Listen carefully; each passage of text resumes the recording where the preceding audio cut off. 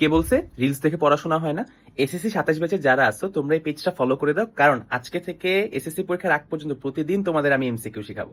আমাদের লাস্ট টাইপটা হচ্ছে শুধুমাত্র রুট ওভার আছে এরকম একটা ফাংশন। হ্যাঁ, সো গতকালকে আমরা দেখছিলাম যে একটা ভগ্নাংশের নিচে যদি রুট ওভার থাকে তখন কি হতো। এখন চিন্তা করো, আমরা জানি যে রুটের ভেতরে 0 আসলেও সমস্যা নাই, পজিটিভ সংখ্যা আসলেও সমস্যা নেই, সমস্যা হচ্ছে নেগেটিভ সংখ্যা আসলে। বাট ভগ্নাংশ আকারে যদি কোশ্চেনটা দেওয়া থাকে তাহলে আমরা কি করি, তখন হচ্ছে যে আমরা 0-র চেয়ে বড় নেই, কারণ ভগ্নাংশের নিচে 0 থাকলে ওটা কি মানে ওটাকে ভ্যালু আসে না, তাই না, অসংজ্ঞায়িত আসে। ঠিক আছে, বাট এখন আমরা যদি আজকের কোশ্চেনটা খেয়াল করি, এটা দেওয়া আছে √3x - 5, মানে এখানে কোনো ভগ্নাংশ নেই, জাস্ট নর্মাল একটা রুট ওভার যুক্ত ফাংশন আছে। সো এটার ডোমেন বের করতে হলে আমার এক্স এর ওই সকল মান বের করা লাগবে যেগুলো বসাইলে এখানটা ভ্যালিড আনসার আসবে। তো ভ্যালিড আনসার কখন আসবে? যখন এই ভেতরের জিনিসটার ভ্যালু জাস্ট পজিটিভ আসবে, তাই না? এবং এখানে 0 আসলেও সমস্যা নাই, কারণ √0 ভ্যালু 0। ভগ্নাংশ হলে সমস্যা কি? কারণ ভগ্নাংশের নিচে যখন 0 আসে তখন ইনভ্যালিড একটা আনসার চলে আসে, তাই না? এই তো গতকালকে এই টাইপটার পার্থক্য। ঠিক আছে, তাহলে আমাদের কি করতে হবে? যখন আমরা এরকম √ওভার যুক্ত ফাংশন দেখব তখন আমাদের ডোমেনটা হবে কি, এর ভেতরে যেই জিনিসটা আছে এই পুরা জিনিসটা greater than or equal to 0 হইতে হবে। মানে এই ভ্যালুটা 0 সমান হইলেও সমস্যা নেই, 0-র চেয়ে বড় হইলেও সমস্যা নেই, খালি নেগেটিভ হওয়া যাবে। নেগেটিভ হলে এখান থেকে আমরা বাস্তব কোনো মান পাবো না। বুঝা গেল? তাহলে এখান থেকে আমরা x এর মানটা বের করে নিয়ে আসি। এখান থেকে তুমি লিখতে পারবা 3x is greater than +5, দেন আমরা লিখতে পারবো x is greater equal to 5/3, তাই না? তাহলে আমাদের আনসার কত হচ্ছে? ঘ নাম্বারটা, x is greater equal to 5/3, তাই না? এখন সমস্যা হচ্ছে এই কোশ্চেনটা কুমিল্লা বোর্ডে চলে আসছে এবং এই কোশ্চেনটা একটু দেখি আমরা, এখানে স্কোয়ার আছে, রাইট?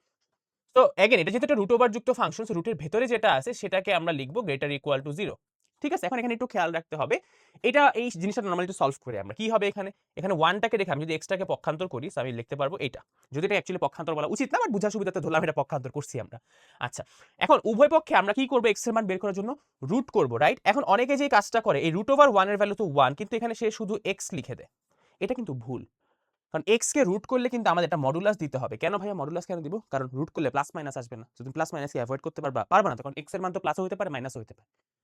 সবসময় খেয়াল রাখবা মডুলাস চিহ্নটা আমরা দিয়ে নিব। তার মানে আমরা এখান থেকে দুইটা শর্ত নিতে পারবো। কিরকম? একটা প্লাসের ভ্যালু, একটা মাইনাসের ভ্যালু। সো প্লাসের ক্ষেত্রে ভাইয়া আমরা কি করব, যে আমরা যদি প্লাস এক্স নেই তাহলে plus x is less equal to 1, তাই না? আবার আমরা একটা ভ্যালু নেই minus x is less equal to 1, তাই না? তো মাইনাস এক্স কে আমরা কি উভয় পক্ষে যদি -1 গুণ করি তাহলে এটা হয়ে যাবে প্লাস এক্স, আর মাইনাস গুণ করার কারণে অসমতাটা ঘুরে যাবে এন্ড এটা হবে -1। তার মানে x is greater equal to -1। তাহলে আমরা দুইটা ভ্যালু পাইলাম, যে এক্স এর মান 1 এর চাইতে ছোট কিন্তু -1 এর চাইতে বড়। তাহলে আমাদের টোটাল রেঞ্জটা কি দাঁড়াইলো, যে এক্স এর মানটা -1 এর চেয়ে বড় এবং 1 এর চেয়ে ছোট। এবং এটাকে আমরা সুন্দর করে ব্যবধি দিয়ে লিখতে পারি -1 থেকে +1 পর্যন্ত। থার্ড ব্র্যাকেট কেন দিলাম? কারণ এটা এই যে একটা ইকুয়াল সাইন আছে, মানে এটা -1ও হতে পারবে +1ও হতে পারবে। যদি এই ম্যাথটা এরকম থাকতো তখন আনসার হতো এরকম। আশা করি বুঝতে পারছো।